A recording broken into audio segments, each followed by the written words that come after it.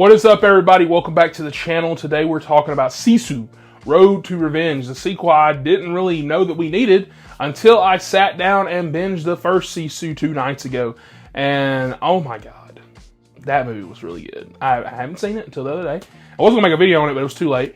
And people kept telling me, they're like, first Sisu's brutal, badass, old school action movie. And I didn't really know, I guess I did know. I just kept putting it off for some reason. And then finally, because the sequel's coming out, I was like, well, I've got to see the first one before I watch this one, right? And I loved it. It's a great action movie, clean, tight, gnarly, no fluff, which I really love because this movie does the same thing. It just kind of gets you right and going. And I was wondering how they're going to do a follow-up after I finished the first one. So let's go and get right and head into the plot. This is going to be spoiler-free, which I'm like, as much as it can be, I guess. It's just an action movie. I mean, it's really good, but it's not doing like anything super crazy. It's not like the plot's like, oh, fuck, a twist, right? We follow Corpy again, the legend himself. And right from the jump, this movie tells you that this is going to be more personal, more emotional, and honestly, more of a final story.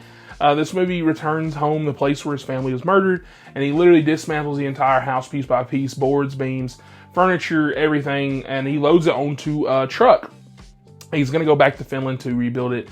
And that's when the movie really kicks into gear because we have Stephen Lang playing Igor Dragunov, who looks, just like Stephen Lang, right? But he doesn't miss because Stephen Lang don't miss. Dude can read a bedtime story, scare the shit out of you, right? So Dragunov basically becomes his main hunter because he gets freed from prison because he's like, I guess he's in there because he failed something, but he basically set the immortal going on his journey because of some reasons, and he failed to kind of kill him and stuff. So they're like, hey, we want him dead. We'll let you free to go kill him, right? I don't know why they couldn't do it, but that's the plot. And so from there, it's just one long bloody cross-country chase. You got trucks, trains, explosions, bodies flying, knives, bullets, whole 9 yards, right? Everything that you want from a film like this. The wild parts of this movie is basically broken into two massive action sequences. The truck chase and the train. Outside of like some stuff here or there, but like it's pretty much that's all it is. It's like literally 50-50. And the train sequence, which takes up the rest, is so awesome. I actually really love that too because this thing is laser focused. There's no filler, there's no side quests, there's no characters that you don't care about giving a monologue. It's just brutal, raw action with the kind of confidence only movies with tiny budgets really seem to have. I think this movie costs $12.5 million. I don't know if that's 100% accurate. I think that's what Google told me. But if that is true, these filmmakers need a bonus for some kind of tax credit or a fruit basket or something because they stretched every single dollar. This movie looks really good. Yeah, there's some spotty CGI here or there, right? But for $12.5 million, this movie looks good. Looks very good. The stunts are really good. Choreography is really great. The grit, all of it feels really damn good. This movie honestly punches above its weight. I feel like it feels like it's 20, 30 million, right?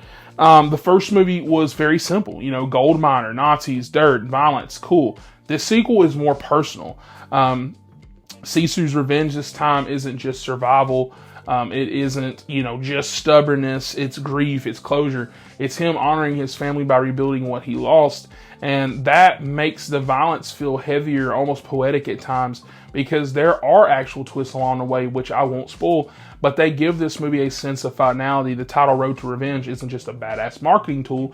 It's actually the emotional backbone of the whole thing. And actually, I kind of wish, I know it's spoiling it, but I kind of wish they would have showed a little bit of that in the trailers because I feel like nobody was in my theater. I don't know how well this movie's going to do this weekend, but I feel like if you would have pushed that plot, because the plot all we see is that he's just being hunted again, right? And so with that, directors understood the assignment. This guy's intimidating. Literally, Stephen Lang's intimidating. Their banter is so good because he doesn't really talk that much, but Stephen Lang will be doing most of the talking, and he feels like the perfect counterweight to Corpy because he's not necessarily physical, right? But he's more carrying a lot of tension. Like I said, a lot of stuff up here. And so I think that for a random release weekend, I think we're eating good. Like you're right, you got Wicked for the musical fans, you got Rental Family for families, a feel good crowd, you got Sisu Road to Revenge for the dude who just want to see some shit explode, right? And I think this was a good weekend for movies. I know Wicked's going to clearly blow everything out of the water. I don't know how any of the other two are going to do. But I think everyone wins. This is legit one of the better lineups, I feel like, of the year. And so with that, I think that Sisu Road to Revenge does everything that you want this movie to do. But I think that I bump it up a tier past the first one simply because the plot is a lot deeper, more emotional, more personal. and gives you a lot of, not necessarily stuff that you want to see, but like the first one's basic. He's gold mining, whatever, right? And so this one is more like, oh shit, there's a reason why like we're here.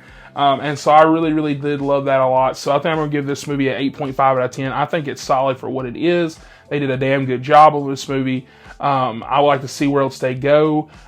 If they did make a third one for whatever reason, cool. But if they make something else, I'm going to be there with this team for a follow-up, because this is absolutely incredible. The duality of what they've done with both these movies, absolutely incredible. And even like that, the shots, the scale, the scope, $12.5 million and a whole lot of money as far as Hollywood's concerned. And these guys, they nailed it. With that, let me know if they nailed it for you. Did you love this movie? Did you hate this movie? How did you feel about it? And how do you feel about it compared to the first one? And where would you rank them? Would you go 1 and 2, or would you go 2 and 1 like me? And with that, like, subscribe for more. I'll catch you guys on the next one.